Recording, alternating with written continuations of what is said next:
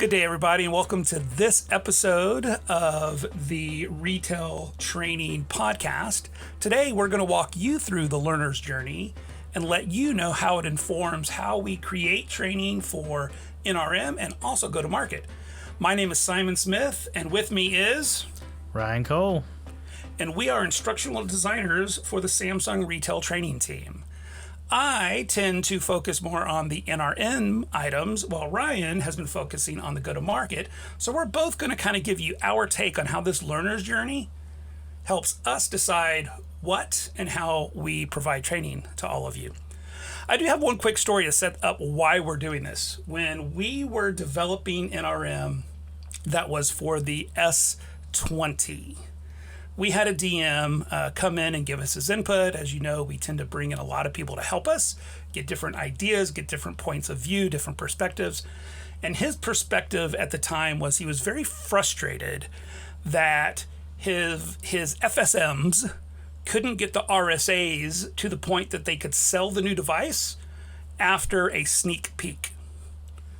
And that led to a conversation that was very similar to the one that Ryan and I are going to have here with you all, and that's not the purpose of the sneak peek. In the learner's journey, the sneak peek doesn't develop mastery or skill or really any knowledge. It's just kind of the awareness piece, right? It's the sneak peek to let the people that we work with daily know that this new device is coming, maybe give them a couple of teasers, kind of whet their appetite, or in the learner journey, build awareness so that we can then later develop knowledge, which can lead to skill.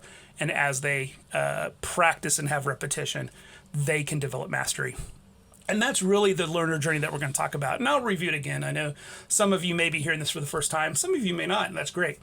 There's 4 steps in the learner's journey is the way Samsung sees it and the way that we use this to help guide our training. The first one, as I said, is awareness. This is where you're simply presented with information, usually for the first time.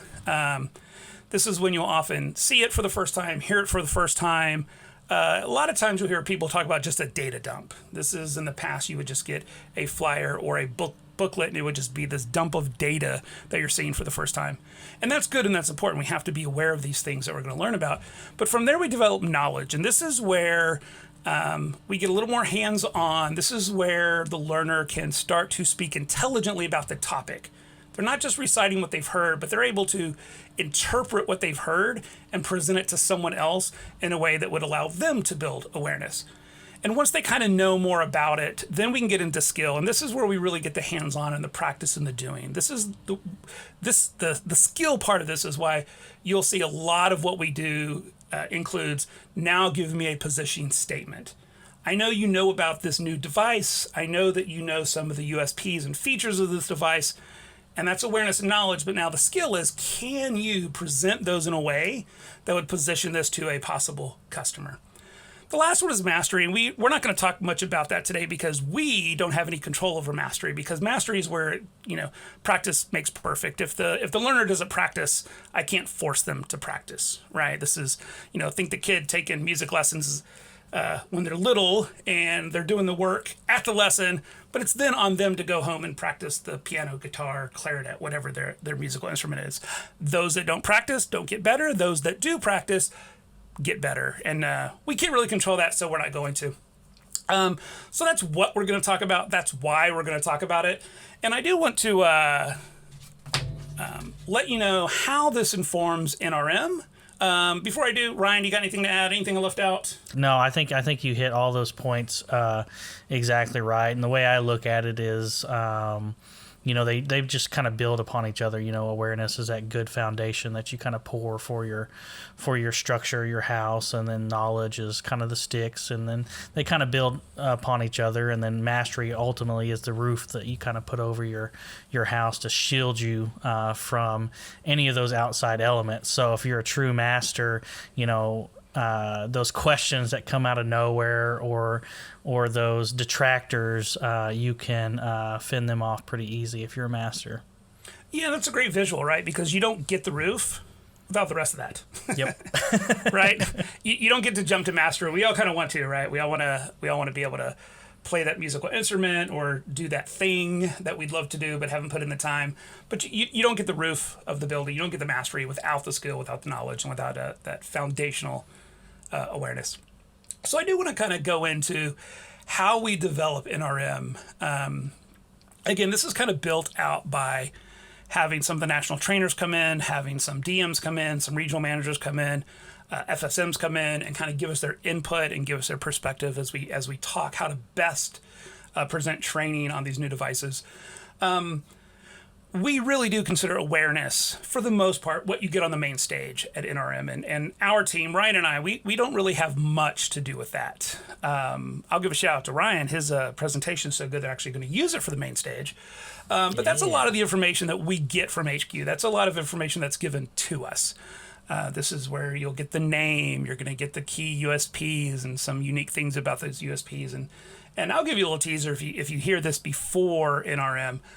There is a new feature that is kind of brand new, which you probably don't know about, which is nice. And the main stage is where you'll be made aware of that. That's where we'll start to build that awareness. So as we create and we bring y'all in to help create training sessions for NRM, there's that tension of, can I assume you heard everything on the main stage, that you remembered everything on the main stage, and that you cared enough to kind of process that?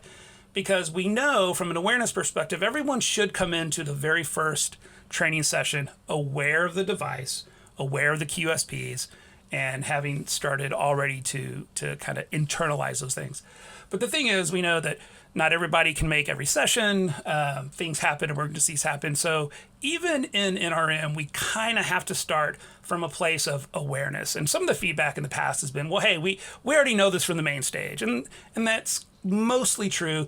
But for some of us, it may not be true if they weren't able to make that session for whatever reason. So we do tend to summarize.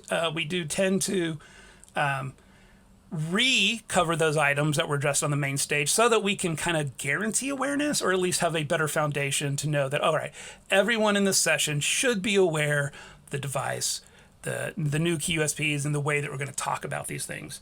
And so for us, that's kind of hands-on session one, right? And at NRM sessions, this is my third one that I've got to create sessions for. And we kind of start with that first hands-on, here's the device. We don't spend a lot of time discussing how to sell it yet. We don't spend a lot of time starting to position it. We do, as best we can, spend a lot of time getting you aware of the new device and then start to build the knowledge of how things work. This is why we call it hands-on. We want you to be able to go in and have that experiential knowledge. We want you to have hands-on knowledge and experience, not be able to tell me what I told you about a feature, but give you the opportunity to actually go in and play with that feature and build your own knowledge. That's when you get to interpret it and you get to recite it back in your own way, right? We all kind of have our own take on things, and that's when we know that you're starting to build that knowledge. And that comes in hands-on one. We kind of do some of that in hands-on two, but in hands-on two, we start to kind of move into that skill. And it's why we don't start with day one, with session one, with skill. Hey, here's this new device you heard about. Let's try to sell it, all right? It is why we build hands-on one, certainly awareness, some knowledge, maybe some skill. We do start to kind of seed in some of those positioning questions. And this is interesting because I actually had a lot to do with hands-on one, and Ryan actually had a lot to do with hands-on two before he moved over to take care of the go-to-market stuff. And so he and I actually had these conversations of what should they already know. When they're finished with what I wrote, where does he get to pick up so that he's not repeating unnecessary activities or items, but at the same time that flow from one to the other. And then as we go through NRM, we expand it to content services, to the ecosystem, to the other products, wearables, and that sort of thing. But there's a reason that we start with awareness, even though some of you already know it because you paid attention to the main stage. We also work in that knowledge, but we start to develop that skill. And then if you've been around, post NRM, we tend to give you these digital takeaways that will allow you to kind of pick up the theme of NRM and have resources and exercises to use in the field with your RSAs and SECs or whoever you're in contact with. And that's to help with mastery. One, it lets you see it again, it lets you have it, but it also gives you a mechanism to then, and we're going to talk about this at the end, but with what we're trying to do with you, build awareness, lead to knowledge, give you an opportunity to build that skill, that's kind of where you get to pick it up and do it with someone else, right? You'll, in your sneak peeks, build that awareness. And then as you go in with one-pagers and your trainings, that knowledge, and as you have them practice, repeating back to you position statements and how would you overcome customer objections, you're allowing your RSAs and SECs to show their own skill. And then with these resources we give you, hopefully get to use them. And with again, your audience to help encourage them to move to mastery. I know that was a lot. I'm going to stop for a minute. Ryan, I know I asked you to be here for the go-to-market stuff that you've been working on, but you really did have a lot of, had your hand in a lot of what was going on with NRM. So what would you add about the way that the learner journey may kind of frame out what we do for NRM? Yeah, I mean, I think you covered it quite a bit there, but, we kind of blend some of those categories together, like you were mentioning for the product hands-on. It's kind of a blend of, the awareness phase and the knowledge phase, because we don't always know for certain exactly what's going to be covered on the main stage, because sometimes there's hiccups, sometimes things are truncated. Sometimes there's technology issues. So that is 100% true. So we want to make sure that, we have a solve for that. And it's one of those things where we want to make sure that we provide the why behind it. And that awareness piece really is the why. If we're just coming to you and expecting you to build this knowledge without giving you awareness, you're going to be asking, well, why am I building knowledge? So we want to make sure that we give you that, and then we kind of blend knowledge in there in the product hands-on. So product hands-on 1 really is kind of mostly that awareness phase with a little bit of the knowledge phase. And then product hands-on 2, we slightly just kind of reiterate what was in product hands-on 1. But really, it's more focused on that knowledge piece and a little bit of that skill positioning in it and things like that. So that's kind of how we try to go about it. We try to give you that good awareness and then deepen those things, and that's kind of the way we approach that. And we do similar things for go-to-market as well. Yeah, I don't want to because I do want you to elaborate on the go-to-market stuff, because I know oftentimes we're accused of just giving so much information, and I do want to maybe alleviate some of the water hose of information idea by kind of explaining why we do it the way we do it. But I do want to step back real quick, because it kind of is going to start to kind of encroach on what you're going to say. But even from NRM, because this is where it blends a little bit. So maybe hopefully this works as a good transition. And these aren't set in stone, but I would suggest that for awareness, there are materials like sneak peeks, teasers, one-pagers, right?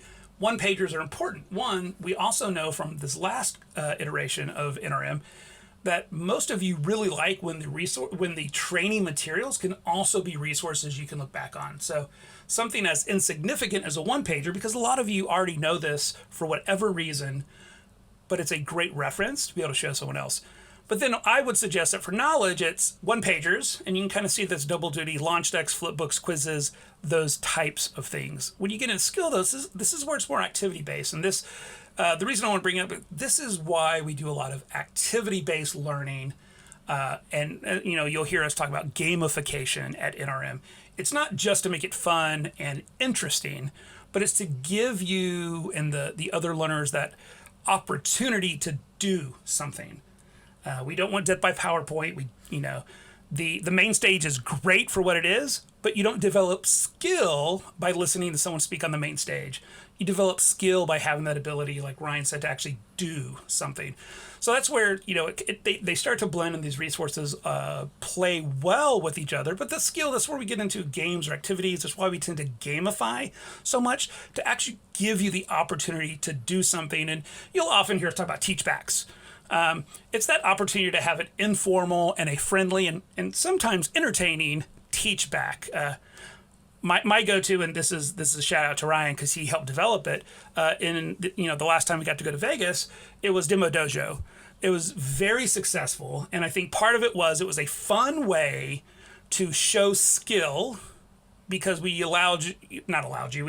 created this world, this theme of the dojo, where we would have districts going against each other, and that was the teach back, right? They would have to on the fly do something that they weren't prepped to do, work as a team, and then present those teach backs in a fun, sometimes very entertaining way.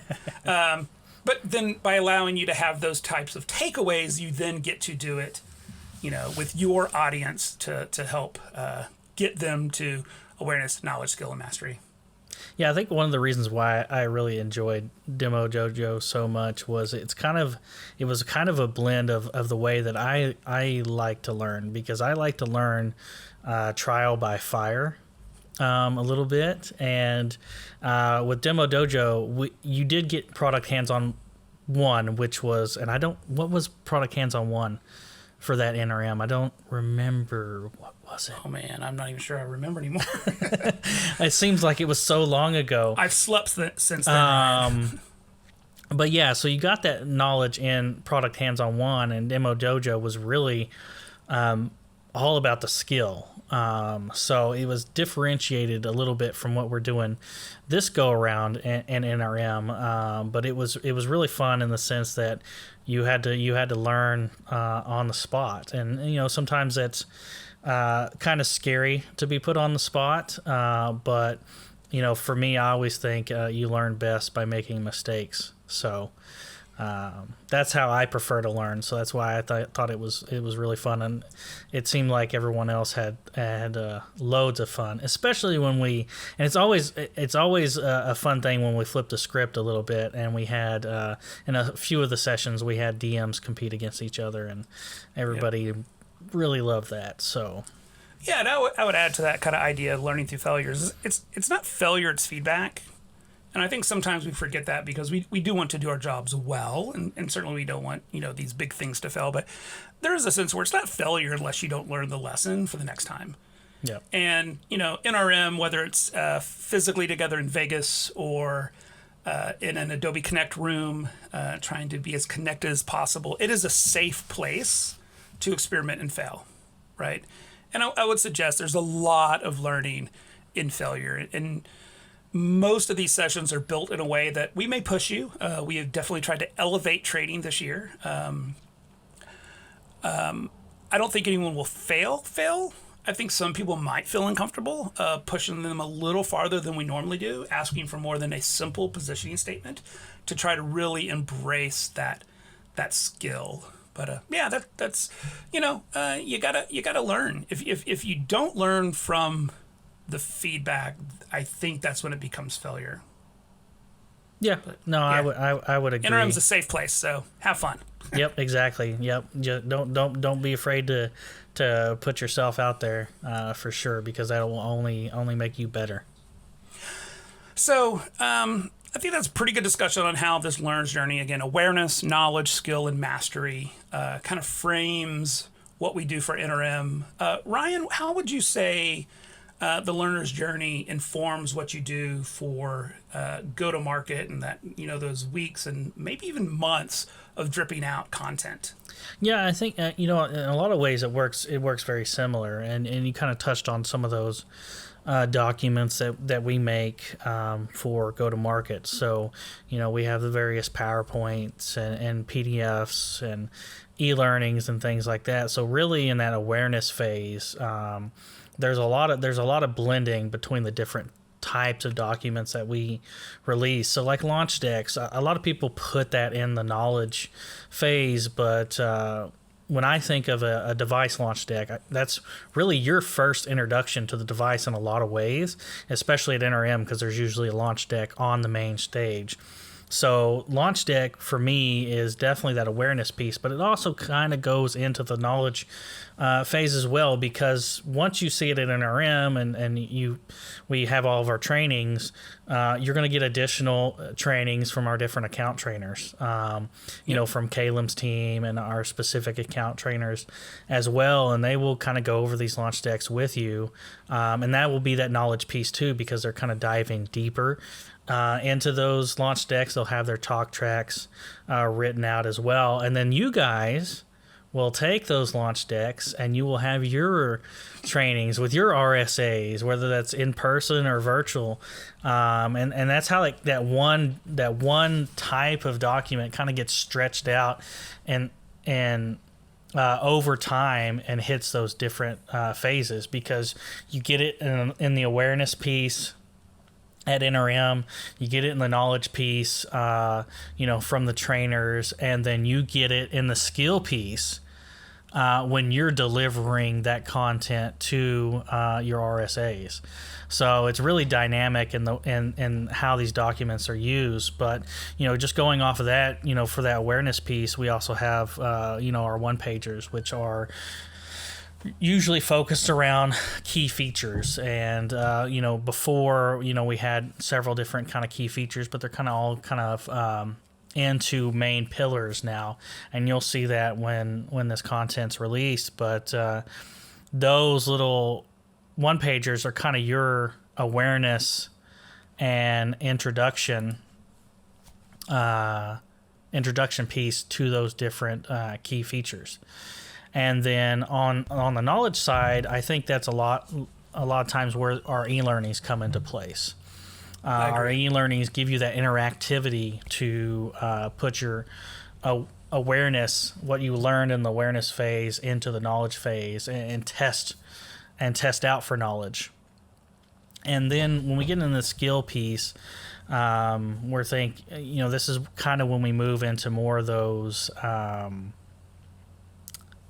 We kind of continue some of those e-learning games where we have, you know, some of those demo sales guide type of activities, right sizing or right fitting the customer, to really build that skill of, okay, you know the device features. Now let's position that device for a customer, for a particular customer need, a particular customer lifestyle. We mix in, you know, those benefit statements and all those. So once you're well-rounded in all of those pieces, that's when you really move into that mastery phase. But there's one really important component of the learner's journey that is necessary to move from the skill to the mastery phase, and that is will, right? That's the difference between just having a skill and being a master, is the will to master it, is the will to really drive yourself and learn and deepen your knowledge of these devices. Yeah, and you know, it's one of the most challenging and sometimes frustrating. And I'm going to sound like a parent, maybe a teacher here for a minute, but when you see someone with that potential and they just don't apply themselves, that kind of idea you've heard as a kid, or at least I heard as a kid, because we can't control, like you said, I can't force someone to have the will to put in the practice, right? I can't, with the regional manager, a district manager, an FSM, an RSA, an SEC, you know, that's on me, right? And sometimes I know we get frustrated when we realize people aren't kind of using these resources maybe the way you would like them to, and I can only assume that you FSMs feel the same way when you have that RSA that has the potential and has the knowledge, and you just, you know, doing your best to give them the opportunities to practice, and you know, at the end of the day, it's on them. And you know, that's where we do try. We do try with the activities and the gamification, trying to give you FSMs resources to then, you know, take out into the field, to use, hopefully engaging, yes, entertaining, but also in a fun way, so there is some education along the way. Yeah, and I think that's the real tricky part, is that balance between, engaging and informative. And it's always a hard line to walk. No, so and I'll add, it's often attributed to Mark Twain, the saying that I wanted to write you a shorter letter, but I didn't have the time, implying we can all, dump data down, but to present data, training, information in a way that is effective, often it's the editing process. And I'm sure, again, FSMs, you look at all the things that you get at NRM, and it can be overwhelming. And then you look at all the resources that you get from go-to-market, and I'm sure it can seem overwhelming. I've seen the work that they're doing, and I'm glad you brought up the right sizing. I'm really excited about the right sizing one, because it does give the opportunity to build skill, not just knowledge. We're not just telling you why these devices apply to different people differently. We're giving, I would say, y'all are giving the learners the ability to actually practice that in a way that I don't think we've done it before, at least not since I've been around with Samsung. But a lot of information, it's overwhelming. And again, this is kind of the application, and I think we'll end with this for this podcast. It's what I hope and this may apply to the FSMs that are listening. I hope by better understanding what we provide, sneak peeks, ideas, one-pagers, sessions in NRM where we actually get to create sneak peek ideas, like we did last time, launch decks, flip books, the e-learnings, the e-magazines that you can use as references, and these games, like this whole lineup of things. They all have their place. And I know some of you know more than others. Some of you are much more technical. Ryan is much more technical than I am. He may not have to start where I start, but with all of the resources together, hopefully better understanding the learner's journey, you'll know better what tool to use when. So as we provide resources, hopefully you don't jump to a game where you're expecting them to do something they haven't learned yet. Hopefully it's as you do your job, and I don't want to pretend to know how to do your job. I'm not an FSM. But having spoken with some FSMs and the struggle they have sometimes with trying to just help that RSA get it, I'm doing quotes, I know you can't see it, but it's like, did you start too far in the learner journey? Are you expecting mastery when they're still building knowledge? So kind of working backwards with, okay, make sure they have the awareness and use the appropriate training. As you start to build that knowledge, use the appropriate training. As you have them do teachbacks and position things to you, use the right resource to have them be able to do something back for you. And then, those things that you can leave with them so they can continue to practice. And as you go, weekly, monthly, whatever your cadence is, they're getting that opportunity to practice for you and with you. So, Ryan, I'm going to give you another chance to say whatever closing. So I'm not closing, but I do, again, with this awareness, knowledge, skill, and mastery, I would say this. With awareness, we're kind of the guide. It's really what we do. When it comes to knowledge, I would suggest that we're the instructor. This is more the traditional. I think this is where most corporate training has ended. I'm going to present you with a PowerPoint deck. I'm going to talk eloquently about what's in the deck, and then I'm going to end the class and let you go back to your job. But when it comes to skill, we're the facilitator. We are in a position to give them opportunity to do something, typically teach back, typically practice what they've done in a hands-on way when possible. But when it comes to mastery, we're the coach. I guess, especially with you FSMs trying to help your RSAs get this and do this, sometimes you're the guide, sometimes you're an instructor, sometimes you're the facilitator, and then sometimes you're just the coach, encouraging them to do it. Like Ryan said, motivating them to want to do the job well, showing them that they have the resources to do the job well. So, Ryan, what do you got before we close? Anything you want to end with?